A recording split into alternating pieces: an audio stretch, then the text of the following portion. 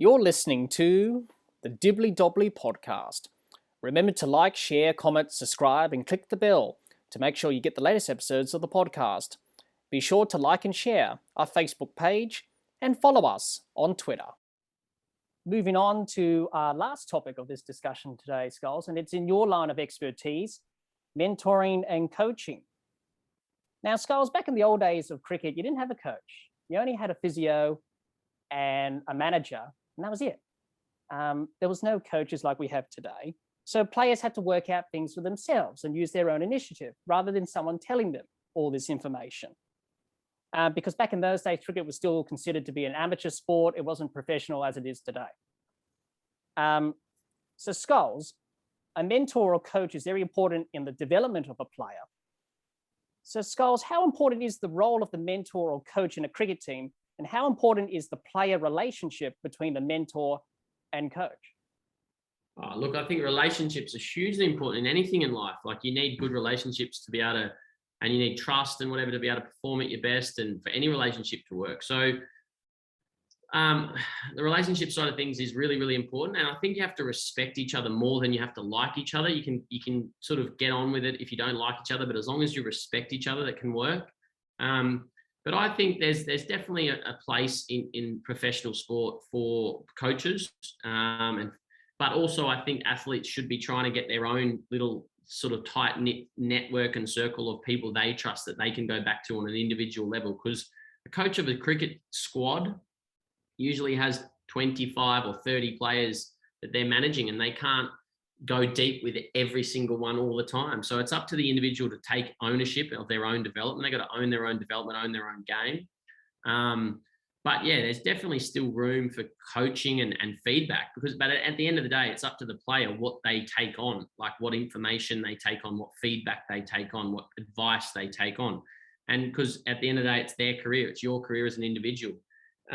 As I know, you don't get carried along if you're not doing well. So you've got to work out what information to take on, what to implement, and what to just sort of try and then maybe not implement. So I think it's really, really important. And ultimately, it's up to the player to figure things out. But I think coaches can help fast track things. Absolutely. So learning and improving as a mentor and a coach is very important, Skulls. Like the players, you have to constantly improve your game and look to get better and be the best possible mentor you can be. So Skulls, how important is it to learn and improve as a mentor and coach? And seeing that you're a mentor yourself, who do you turn to for advice? Yeah, look, I think like in anything in life, you've got to continue to better yourself. It's the growth mindset. Whatever you're doing, you want to try and do to the best of your ability. And part of that is learning and developing yourself. So I speak to Chris Rogers, who's the coach of Victoria, former Australian opening batter. He's one of my best mates, and I speak to him on a daily basis about batting, about coaching, about technique, about anything performance related and coaching related. So he's one of my mentors and someone I speak to a lot. Greg Shipperd, the coach of the Sydney Sixers, is another mentor I speak to every now and again. He's been very generous with his knowledge and wisdom. So yeah, absolutely. You've got to, in anything in life, you just got to keep learning and developing yourself, or else you go backwards. Absolutely. Let's move on to mentoring and coaching the players' goals. That's very important for a mentor and a coach to do. It's very important to teach the basics of the game and the fundamentals to the players, isn't it, Skulls? So how important is it for coaches to teach the fundamentals of the game to young players in particular? Oh, well, if you don't have good fundamentals, the building falls down. I think the skill set is built on the back of good fundamentals. So it's vital. Like, if you want to be successful and you want to be consistent, you have to have good fundamentals, and it starts at a young age. So it's a non-negotiable. Absolutely. So Skulls, you did a live stream on batting techniques, and you talked about how people have different techniques and that. And people tend to criticize players for weird techniques and that.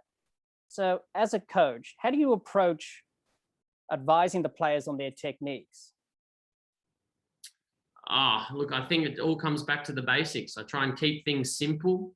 I think that there's enough complexity in batting. There's enough things going on with mental, tactical, technical, that I try and keep things simple and just get them being as still as possible, and we're always trying to get the bat coming through a straight line to the ball in the most efficient way. So yeah, that's sort of my philosophy, really. Keep it simple and let them sort of have their own way, but try and follow the basic principles of batting, the basic fundamentals that ring true for anyone. Absolutely. To finish off, Skulls, any advice that you will give to any mentor or coach starting out this season? What advice would you give them? Oh, look, just find your method, find your philosophy or your way of doing things that resonates with you. But you've got to put the players first. It's about them. It's not about you. I hear some horror stories and I see some horror things all the time where coaches are putting themselves first and trying to win things for them. And that's not what it's about. Coaching's about helping develop the player and the person, and create an environment where they enjoy it. Like, that's the number one thing for us is you want to give lots of energy and create an environment where they want to come back. They want to be there. They want to do it. So they're the main things, and you'll find your way. You don't have to be the best technical coach. You don't have to understand the game the best. If you're creating an environment that they enjoy, and you're making it about them, I think you're on the right path. Absolutely. Hopefully these tips and advice will make you a better mentor and coach to your players. Make sure to check out Cricket Mentoring on their website and on their social media platforms.